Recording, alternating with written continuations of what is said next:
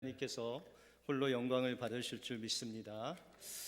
우리 옆 사람들과 이렇게 한번 인사하겠습니다. 하나님이 당신을 사랑하십니다. 하나님께서 우리 남편 되시는 분들, 또 아내 되시는 분들, 우리 가정의 달을 맞이해서 사랑해 주실 줄 믿습니다. 우리 주님의 사랑으로 날마다 승리하시는 여러분들 가정이 되시길 바랍니다. 미국 스탠퍼드 심리학 교수인 루이스 터먼이라는 박사는 1921년부터 약 80년 동안 미국인 1,500명을 대상으로 장수에 대해서 연구를 했습니다. 이 장수에 대해서 연구를 하면서 성실성과 장수가 어떤 관련이 있는가라는 것을 연구했습니다. 그런데 결과적으로는 성실한 사람은 오래 산다라는 결론이 나왔습니다. 여기서 성실한 사람은 근검절약하고 끈기 있는 사람, 세세한 부분까지 신경 쓰는 사람, 책임감 있는 사람 등을 포함합니다. 근데 이 성실한 사람들이 건강을 지키기 위해서 다른 사람보다 더 행동을 많이 하고 또 위험한 일들을 자제하는 그들의 특성이 나타났습니다. 예를 들어서 안전벨트를 하는 사람과 안 하는 사람이 있는데 이 성실한 사람들은 늘 안전벨트를 합니다. 그리고 의사의 지시에 이 성실한 사람들은 무조건 순종을 합니다. 우리가 의사가 지시를 하면 어떤 사람은 그냥 그러려니 하고 넘어간 사람도 있는데 이 성실한 사람은 그 디렉션을 잘 따랐다는 것이죠. 또 흥미로운 것은 이 성실한 사람의 장수와 결혼 생활, 행복한 결혼 생활이 연결이 돼 있다라는 것입니다. 그래서 미국 캘리포니아 결혼한 주민 12,000명을 대상으로 20년 동안 연구를 했는데 남성의 12%, 여성의 26%가 배우자와 사별을 했다고 합니다. 그런데 그 연구 기간 중에 배우자와 사별한 남성은 30%나 사망을 했고 여성은 15%에 그쳤다고 합니다. 다시 말해서 아내를 잃고 혼자 사별한 사람의 사망률이 남편을 잃고 혼자 사는 여성보다 2.1배나 높았다는 것이죠. 그러니까 남자들은 혼자 살기가 더 2배로 어렵다라는 것입니다. 근데 그 원인을 찾아봤더니 첫 번째가 영양 부족, 두 번째가 생활 습관의 악화. 이제 아내가 없으니까 밥도 제대로 못 먹고 또 술 담배 막 하고 또한 마지막으로는 사회적 고립감이 심화된다고 합니다. 그러니까 여성분들은 남편이 없어도 사회생활을 잘 하는데 남편들은 아내를 잃으면 사회생활이 어려워지는 그런 연약한 존재가 남편이다라는 것입니다. 그래서 또한 캘리포니아에서 다시금 전립선 암에 걸린 남자들, 사별한 남자들과 또한 결혼하고 아직 아내가 있는 전립선에 걸린 암에 걸린 사람과 비교해서 어떤 부류가 더 오래 사는가를 시험했더니 결혼한 남성, 다시 말해서 아내가 살아있는 남성은 전립선 암에 걸려도 평균적으로 69개월을 더 살았다고 합니다. 그런데 아내를 사별하고 없는 남편은 평균적으로 38개월, 한 반 정도밖에 못 살았다는 결과가 나왔습니다. 하나님께서 맺어주신 결혼 생활을 성실히 잘하면 장수한다라는 결과고, 또 남자가 여자보다 결혼 생활에 영향을 더 받는다. 다시 말해서 남자가 여자의 도움 없이는 살아가기가 참 힘들다라는 결론이었습니다. 하나님께서 주신 가정에 하나님께서 주신 그 믿음을 가지고 성실하게 사랑하고 존경하고 복종하며 살 때 하나님께서는 그 가정에 행복을 주시고 또 장수의 복을 주신다라고 말씀하십니다. 이 은혜가 여러분들 가정에 임하시기를 주님의 이름으로 축원드립니다. 오늘 본문을 통해서 행복한 부부 생활을 위한 하나님의 비밀은 무엇이고 우리가 어떻게 해야 행복한 부부로 살아갈 수 있는지를 오늘 본문을 통해서 살펴보겠습니다. 행복한 가정이 되기 위한 하나님의 첫 번째 비밀은 사람이 부모를 떠나 그 아내와 합하여 둘이 하나 되는 것을 기억할 때 우리는 행복하게 살 수 있습니다. 여기서 나오는 비밀은 두 가지, 우리가 비밀하면 두 가지가 있습니다. 하나는 시크릿이라는 비밀이 있고 두 번째는 미스테리라는 비밀이 있습니다. 시크릿이라는 비밀은 여러분들 소셜 번호 있으세요? 소셜 번호가 없는 분은 텍스 아이디 번호도 있죠. 근데 그 번호를 다른 사람들에게 알려주지 않죠. 비밀스러운 거니까. 그래서 다른 사람에게 알려주지 아니함으로 알 수 없는 그 소셜 넘버가 바로 시크릿, 비밀이라는 것이죠. 그런데 두 번째 미스테리라는 비밀은 다 알려줬는데도 불구하고 그것을 깨닫지 못할 때 그것이 비밀이 되었다는 것이죠. 다시 말해서 예수님께서 제자들을 이렇게 모아 놓으시고 밭에 대해서 설명을 하셨죠. 그래서 하나님께서 농부가 씨를 뿌렸는데 때로는 길가밭에 떨어지고 때로는 돌밭에 때로는 가시밭에 때로는 옥토밭에 떨어진다. 그래서 옥토밭에 떨어진 그 씨앗은 30배, 60배, 100배 열매를 맺는다라고 그렇게 비유로 말씀해 주셨어요. 그러니까 모든 것을 말씀해 주신 거죠. 그런데 제자들이 그것을 듣고도 깨닫지 못하는 것, 그것이 미스테리라는 것이죠.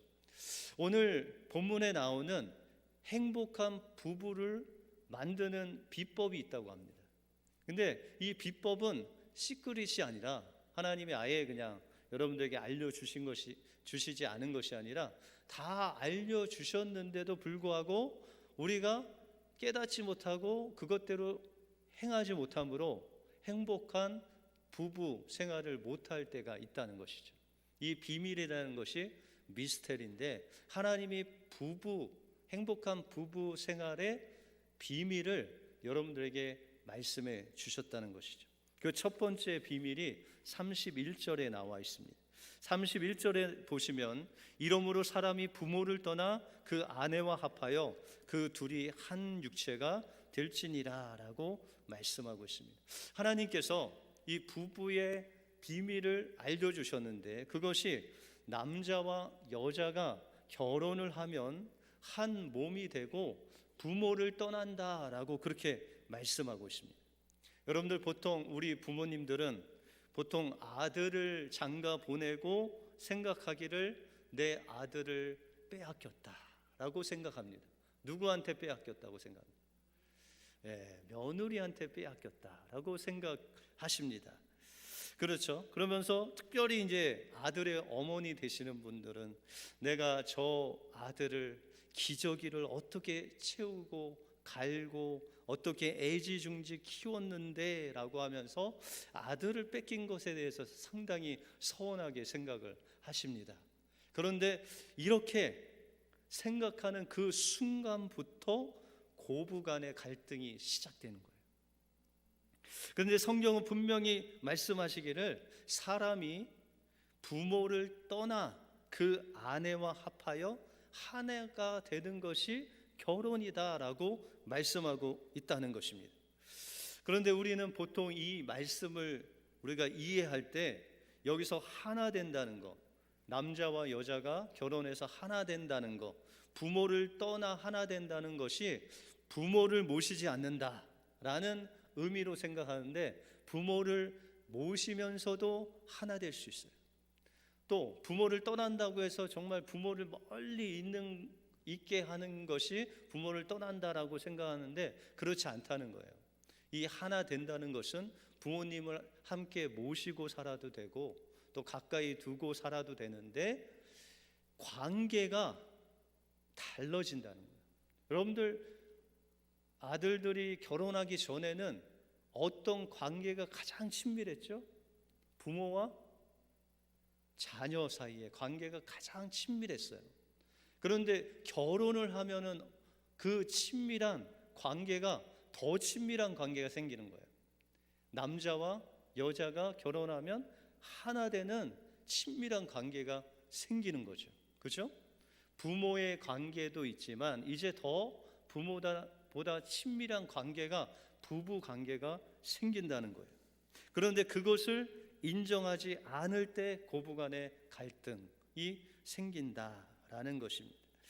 다시 말해서 이 하나 된다는 것은 뭐 그냥 함께 한 집에서 산다 그것만 하나 되는 것이 아니라 마음과 뜻과 결정이 하나 되는 거예요. 그래서 여러분들 뭐 어버이날 때 시댁 부모님에게 용돈을 드리는데 누가 결정을 해요? 여러분들? 아들이 결정해요? 아내가 결정해요? 눈치를 보니까 주로 아내가 결정을 하는 것 같은데, 여러분들 그 결정은요 아내하고 남편이 합의해서 결정한 것이 이 부부의 결정이 돼야 돼요. 다시 말해서 뭐 시댁 부모님을 섬기던 친정 부모님을 섬기던 이 부부가 하나 되어서 한 몸을 이루어서 한 결정을 하고 섬기는 거예요.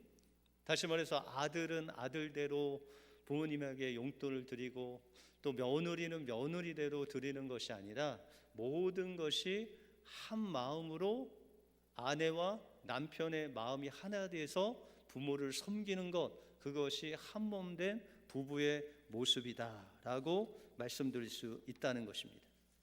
그러면 남편과 아내의 마음이 하나 안 되면, 뭐 아내는 이렇게 하자, 남편을 저렇게 하자고 하면 어떻게 할까요?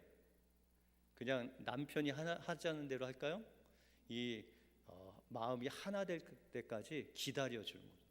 그리고 시간을 좀 두고 하나가 되었을 때 그것이 한 마음이 돼서 행하면 하나님께서 그 가정에 은혜를 주시고 행복으로 인도해 주신다라고 말씀하고 있습니다. 보통 남녀가 결혼을 하면 부부 관계는 뭐 이상이 없는데 꼭 부모님과의 관계로 인해서 어려울 때가 있죠. 이것이 바로 남편이나 아내가 일방적으로 자기가 하고 싶은 대로 부모님을 섬기면 어려움이 생기는 거예요. 그러니까 부모님을 섬길 때에 아내와 상의하고 남편과 상의해서 한 마음으로 섬기면 거기에 행복의 비결이 있다라고 말씀하고 있다는 것입니다. 이것이 부부간의 행복, 하나님께서 예비하신 첫 번째 비결입니다. 다음으로 행복한 부부의 비결 두 번째는 남편은 아내를 사랑하고 아내는 남편을 존경할 때 행복이 찾아옵니다. 행복한 부부의 두 번째 비밀은 남편은 아내를 사랑하는 거예요. 25절에 보시면 남편들아 내 아내 사랑하기를 그리스도께서 교회를 사랑하시고 위하여 자신을 주신같이 하라라고 말씀하고 있습니다. 남편은 어떻게 해야 된다고요? 아내를 사랑해야 되는데 어떻게 사랑해야 돼요? 그리스도께서 교회를 사랑하셔서 자신의 모든 것을 드린같이 남편은 자기의 모든 것을 누구한테 줘야 돼요? 누구한테? 부모님한테? 네, 아내에게 모든 것을 주어야 된다. 그러면은 남편은 비상금을 이렇게 딴주머니를 차면 될까요? 안 될까요? 때때로 뭐 장판에서 무더기 돈이 나오고 천정에서 돈이 떨어지고 또 양말에서 막 돈이 나오고 이런 비상금 뭐 요새는 다 계좌로 넣기 때문에 없지만 예전에는 그런 일들이 비일비재했는데 여러분들 성경적으로 비상금은 성경적일까요? 아닐까요? 예, 그거 모두 누구에게 드려야 돼요? 예? 뭐 이렇게 대답이 없으시네요. 아내에게 다 모든 것을 다 드려야 된다. 그것이 성경적이다. 그러면 남편들은 목사님 이 비상금이라도 있어야 노후를 준비하거나 내가 어려울 때 좀 해야 되지 않습니까? 그런데 이 모든 것들을 아내한테 줄 때 그 남편이 생각한 것 이상으로 하나님이 행복하게 남편들을 만들어 주시겠다라고 말씀하고 있어요. 그래서 하나님께서 남편들의 모든 것을 아내에게 주라는 것은 그렇게 남성들을 만드신 거예요. 창세기 1장에 보시면 하나님이 아담을 만드시고 이 아담을 하나님의 대리자로 세우십니다. 그래서 모든 만물의 이름을 남자들이 짓고 아담이 짓고 그것을 다스리고 정복하고 그것을 돌보는 거예요. 여러분들 돌보기 위해서 그 남자는 자신의 모든 것을 그곳에 공급하는 거예요. 자기를 들여서 그 모든 것을 다스리는 사람, 그 사명이 바로 남편이다. 남자의 사명이다라는 것입니다. 그래서 창세기 3장 17절에 보시면 너는 종신토록 수고하여야 그 소산을 먹으리라. 아담이 죄를 범한 다음에 하나님께서 아담에게 말씀하시기를 너는 종신토록 평생 수고를 해야 그 소산을 먹는 것이다. 그래서 남편들이 좀 수고스럽죠. 일을 하고, 그렇죠? 근데 그것이 다 남편의 사명이다라고 말씀하고 있다는 것입니다. 여기까지 하면 아내들이 무척이나 좋아하실 텐데 아내의 사명도 있다는 것이죠. 24절에 보시면 그러나 교회가 그리스도에게 하듯 아내도 범사의 그 남편에게 복종할지니라 라고 그렇게 말씀하고 있어요. 여러분들, 아내가 남편에게 복종한다고 해서 누가 높고 누가 낮은 그런 존재가 아니라는 거예요. 남편과 아내의 존재는 동등하다는 거예요. 그런데 여러분들 2명 이상이 모이면 하나님께서 질서를 세워 놓으셨는데 그 질서가 바로 남편은 아내의 머리고 또한 아내는 남편의 몸이다라는 질서를 세워 놓은 거예요.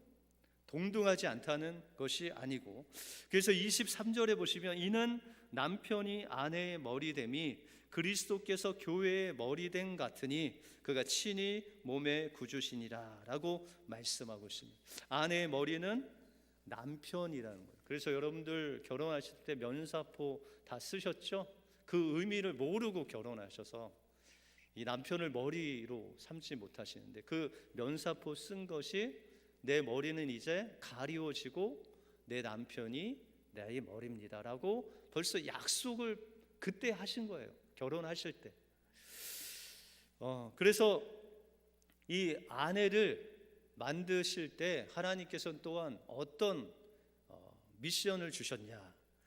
아내를 만들 때 하나님께서 사람을 만드시고 혼자 있는 것, 독초하는 것이 보기에 별로 좋으시지 않았어요. 그래서 아담을 잠재우시고 그 갈빗대를 뽑으셔서 그 갈빗대로 하와를 만드셨어요. 그리고 그 하와에게 말씀하시기를 돕는 배필이다라고 말씀하고 있어요. 다시 말해서 아내는 남편에게 있어서 가장 현명한 조언을 하는 돕는 배필이다라고 말씀하고 있습니다. 그래서 어떤 목사님이 그런 말씀하시더라고요. 아내의 말을 자식이 더 잘 듣습니까? 남편이 더 잘 듣습니까? 이렇게 물었더니 대답은 남편이 자식보다 아내의 말을 더 잘 듣습니다. 이것이 행복의 비결입니다 라고 그렇게 이야기를 합니다. 여러분들, 그러면 아내는 어떤 조언자, 어떤 돕는 배필이 되어야 될까요? 우리가 출애굽기에 보시면은 창세기에 보시면은 요셉의 이야기가 나오죠. 요셉이 이제 감옥에 있는데 애굽 왕 바로가 꿈을 꾸게 되죠. 그 꿈을 꿨는데 그 꿈을 아무리 생각해도 그 꿈이 무슨 꿈인지 알 수가 없었어요. 그런데 하나님께서 그 꿈을 해석할 수 있는 지혜를 요셉에게 주시고 요셉을 감옥에서 이제 불러내서 바로의 꿈을 이야기를 합니다. 바로의 꿈은 7년 동안 풍년이 들고 7년 동안 이제 흉년이 든다는 것이죠. 그래서 요셉이 바로에게 조언하기를 왕이여 7년 동안 엄청난 풍년이 있었습니다. 그런데 이 7년의 풍년 뒤에는 이 풍년을 기억할 수 없을 정도로 엄청난 7년의 흉년이 올 것입니다. 그러므로 각 성에 저장소를 만들어서 이 풍년된 곡식들을 다 저장하고 7년의 흉년을 대비하십시오라고 조언을 합니다. 그리고 이 애굽 바로 왕이 그것을 듣고 좋게 여겨서 요셉이 한 대로 그 말대로 합니다. 그러므로 7년 동안 정말 풍년이 왔고 그것을 저장소에 다 성마다 비치를 해 놓음으로 인해서 애굽의 흉년이 들었을 때 애굽의 모든 사람들을 먹을 것을 줄 뿐만 아니라 애굽 주변에 있는 모든 나라가 기근을 얻어서 죽음을 맞이할 때 이 요셉을 통해서 애굽을 통해서 그들에게 먹을 것을 주어서 그 주변에 있는 생명까지 살리게 되는 놀라운 은혜를 경험하게 된다는 것입니다. 이것이 바로 아내의 조언을 들었을 때 생명을 살리는 놀라운 역사가 일어나게 된다는 것입니다. 그런데 또한 아내의 사명은 남편을 머리로 세우는 것입니다. 그래서 가정의 모든 결정권은 누구에게 있을까요? 누구에게요? 네, 남편에게 있는 거예요. 아내는 조언을 하고 결정은 남편이 해요. 여러분들, 왕이 무엇을 결정할 때 그 주변에 있는 그 참모들이 다 조언을 하죠. 그러니까 왕이 어떤 결정을 한다고 해서 왕이 결정하는 것이 아니라 그 옆에 있는 조언자들이 말을 다 듣고 그것대로 결정을 하는 거예요. 그러니까는 누가 파워가 센 거예요? 네, 옆에서 조언하는 아내의 말을 잘 들으면 또 잘 결정을 할 수 있다는 거예요. 그런데 요즘 우리 한국 사회를 보면 기러기 아빠들이 많죠. 기러기 아빠라고 하면 아내와 이 자녀들을 유학을 보내고 자신은 한국에 남아서 돈을 벌어서 보내는 이 아빠들을 기러기 아빠라고 하죠. 그런데 이 기러기 아빠들의 대부분의 결정은 기러기 아빠가 결정을 했는데 정말 못 이겨서, 아내의 그 협박에 못 이겨서 기러기 아빠가 된 사람이 있다는 거예요. 다시 말해서 그 남편이 유학을 보내겠다라고 해서 보낸 가정은 별로 없고 아내와 자녀의 그 엄청난 압박으로 인해서 기러기 아빠들이 그냥 그것을 묵인해줬다라는 거예요. 그렇게 되면 어떻게 돼요? 행복한 가정이 될까요? 안 될까요? 행복한 가정이 안 될 확률이 높아지는 거예요. 왜요? 남편의 결정에 아내가 따라야 되는데 아내는 결정권을 남편에게 준 것이 아니라 자식 중심으로 결정을 하면 그 가정이 행복할 수가 없다. 그럼 누구 중심으로 결정을 해야 돼요? 남편 중심으로 결정을 해야 된다라고 주님은 말씀하고 있다는 것입니다. 그런데 우리가 이렇게 남편은 자기가 희생하고 수고한 것을 아내에게 다 주는 이유는 주님이 교회를 그렇게 사랑함으로 다 준 것 같이 남편이 아내를 사랑함으로 자기 가족에게 모든 것을 다 주고 아내는 교회가 예수님을 순종하고 사랑하듯이 그렇게 아내는 남편에게 복종하고 순종하고 결정권을 주어야 된다는 거예요. 그런데 때때로 이게 힘들 때가 있어요. 여러분들 힘들 때는 무엇이 필요하냐면 모델이 필요해요. 아, 저 모델을 보니까 내가 그럼에도 불구하고 따라 해야 되겠다. 행복한 모델이 필요하죠. 그러면 여러분들의 가정의 모델은 누구예요? 최수종과 하이라 가정의 인꼬 부부의 모델을 보고 그렇게 따라가세요?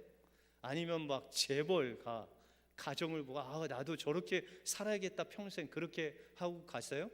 그렇게 되면 행복해질 수가 없다는 거예요. 그럼 누구를 바라봐야 돼요? 오늘 32절에 보시면 이 비밀이 크도다. 내가 그리스도와 교회에 대해서 말하노라. 이 모델이 그리스도와 교회의 모델이 바로 우리 가정의 모델이 되어야 된다라고 말씀하고 있다는 것입니다. 그러므로 예수님께서 어떻게 교회를 사랑하셨는지를 기억해야 된다는 것이죠. 그래서 25절에 보시면 남편들아 아내 사랑하기를 그리스도께서 교회를 사랑하시고 위하여 자신을 주신같이 하라라고 말씀하셨습니다. 그러면서 예수님께서 교회를, 죄 많고 흠 많은 그 교회를 자기의 생명을 바치면서까지 사랑한 이유에 대해서 말씀하고 있습니다. 26절에 보시면 이는 곧 물로 씻어 말씀으로 깨끗게 하사 거룩하게 하시고 자기 앞에 영광스러운 교회로 세우사 티나 주름 잡힌 것이나 이런 것들이 없이 거룩하고 흠이 없게 하시려고 자신의 모든 것을 다 들여서 교회를 사랑했다라는 거예요. 여러분들, 아내를 사랑할 때 그 남편이 아내의 연약함, 깨지기 쉬운 그 연약한 아내를 위해서 자신의 모든 것을 들여 사랑할 때 그 아내는 하나님 앞에 거룩한 예수님의 신부로 드러나게 만들어가는 주체가 바로 남편이라는 거예요. 그래서 아내는 남편의 사랑을 먹고 그리스도의 신부로서 단장해 가는 존재가 바로 아내다라고 말씀하고 있다는 것입니다. 그러면 아내들이 남편에게 복종하고 존경할 때 어떤 모습이 생기냐? 23절에 보시면 이는 남편이 아내의 머리됨이 그리스도께서 교회의 머리됨과 같으니 그가 친히 몸의 구주라라고 말씀하고 있습니다. 여러분들, 아내가 교회가 그리스도를 정말 그리스도께 순종하고 복종하고 존경하듯이 그렇게 부족하고 연약한 남편을 존경하고 복종할 때 하나님께서 남편들을 가정의 가장으로, 또한 신앙으로 가정을 인도하는 신앙의 주체로 남편들을 세워 주신다는 거예요. 그렇게 남편들이 신앙의 주체로 가장으로 결정권을 가지고 결정할 때 그 가정의 남편들이 그 가정을 신앙, 주님께로 인도하는 신앙의 주체로 변화되게 된다라고 말씀하고 있다는 것입니다. 그러므로 남편이 아내를 사랑하고 아내가 남편을 존중하고 순종하는 그 모든 것은 바로 예수님의 그 십자가 사랑으로만 되어질 수 있다라고 말씀하고 있다는 것입니다. 한 20년 전에 TV 프로에 내 남편을 찾아주세요라는 실화 프로그램이 있었습니다. 그 주인공이 김영숙이라는 여성분이었습니다. 근데 이 김영숙이라는 여성분은 그 남편이 정신 연령이 한 4세 밑으로 정신 연령이 가진 장애인이었습니다. 정신 지체 장애인이었죠. 여러분들, 저기 남편이 나오는데 뭘 들고 있어요? 잘 안 보이세요? 텔레토비를 들고 있잖아요. 그 텔레토비 그런 만화를 보면서 텔레토비를 가지고 춤추는 지적 능력이 떨어지는 남편을 데리고 살고 있다는 거예요. 그런데 이 남편이 집을 나가게 돼서 온 전국을 다 전단지를 도르면서 또 이 대중매체를 이용해서 이 남편을 찾아 헤맸다는 것입니다. 그러면 이 여성은 어떻게 이 남편을 만났는가? 그녀는 인천 장애인 보호소 교육 교사로 일하고 있었습니다. 근데 그곳에서 이 남편이 그 보호 시설에 있었는데 이 남편이 다른 몇 명한테 그냥 두들겨 맞아갖고 거의 죽게 된 것을 보았어요. 그래서 이 아내가 그 사람들을 말리고 이 남편을 구해줬는데 이 여성은 독실한 천주교인이었어요. 하나님께서 그런 마음을 주셨을 때요. 이 사람을 내가 평생 돌봐야 되겠다라는 그런 마음을 주셨대요. 그래서 이 멀쩡한 김영숙 씨가 지체 자유 부자유자인 이 남편하고 평생 같이 있을 수 있는 것은 결혼을 해야 되겠다라고 해서 결혼을 했다고 합니다. 그런데 멀쩡한 딸이 이런 4살도 안 되는 그런 지능을 가진 지체 부자유자하고 결혼을 했다는 소식을 듣고 이 아버지가, 딸의 아버지가 뇌출혈로 2번이나 쓰러지셨어요. 그래서 저렇게 사위의 이제 어깨에 이제 메고 다니는 모습이 있죠. 그럼에도 불구하고 이렇게 어려운 삶을 살다가 남편은 뭐 돈을 벌 수가 없고 아내는 틈틈이 나가서 돈을 버는데 월세가 한 달에 10만 원이고 또 남편의 약값을 대고 또 생활비를 대기 위해 너무나 역부족이었어요. 그래서 이 아내가 다시 이 남편이 있었던 장애자 보호소에 교사로 돌아갔는데 이 남편이 아내가 자기를 보호소에 다시 보내는 줄 알고 집을 뛰쳐나간 거예요. 그래서 이 아내가 온 동네를 찾아다니면서 전국에 전단지를 뿌리면서 남편을 찾습니다. 그래서 한 기자가 이 아내에게 물었습니다. 왜 이런 지체 부자유자고 또한 도움이 되지 않는 남편을 왜 찾습니까? 라고 그렇게 물었대요.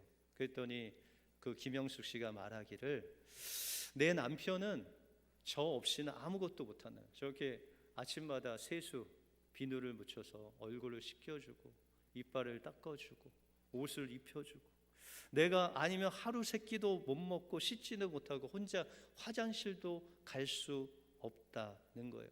그러니까 자기 아니면 내 남편은 도저히 살 수 없습니다 라고 말한 후에 그녀는 고백하기를 나는 그 사람을 사랑합니다. 이제는 그가 없으면 나도 살지 못합니다.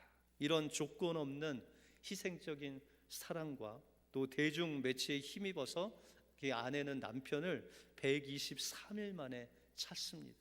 그리고 아내는 남편을 찾게 도와주신 모든 분들께 감사하며 당장 생활이 어렵지만 사랑하는 남편과 열심히 살겠다는 메모를 남겼다고 합니다.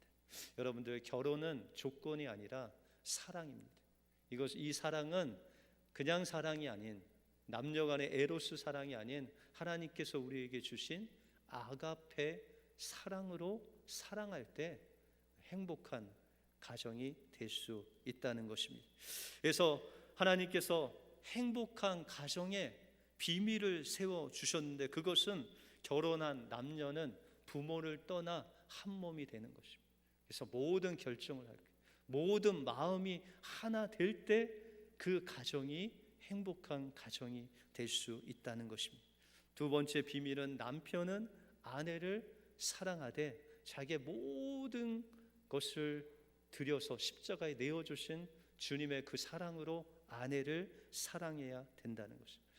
또한 아내는 남편을 존경하고 복종하되 교회가 주님께 복종하듯 남편에게 모든 결정권을 주고 존경하고 순종할 때 그 가정이 행복한 가정이 된다라고 말씀하고 있습니다.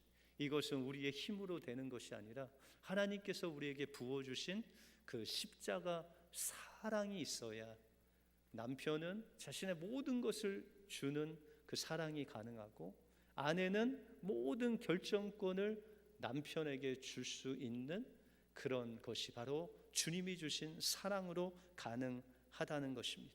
하나님이 주신 이 비밀만 그대로 따라서 순종하면 여러분들의 가정이 행복한 가정이 될 줄로 믿습니다. 이 은혜가 여러분들 가정에 흘러 넘치시기를 주님의 이름으로 축원드립니다. 기도하겠습니다. 하나님 감사합니다. 오늘 5월 가정의 달을 맞이해서 행복한 부부의 비밀에 대해서 하나님께서 우리에게 주신 그 비밀에 대해서 나눌 수 있도록 인도해 주심을 감사합니다. 이제 부부가 됐다는 것은 부모를 떠나 한 몸이 되었다는 것입니다. 모든 결정을 모든 마음이 하나 되어서 해 나갈 때 그곳에 행복함이 있다고 말씀해 주심을 감사합니다.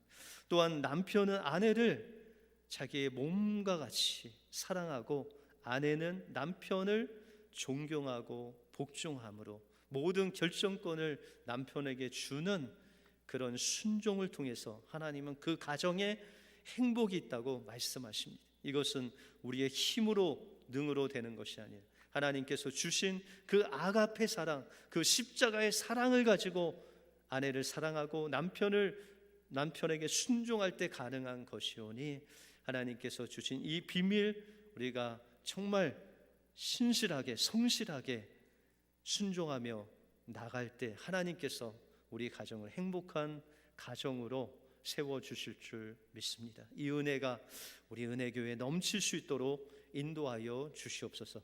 모든 것 주님께 감사드리오며 예수 그리스도 이름으로 기도하옵나이다. 아멘.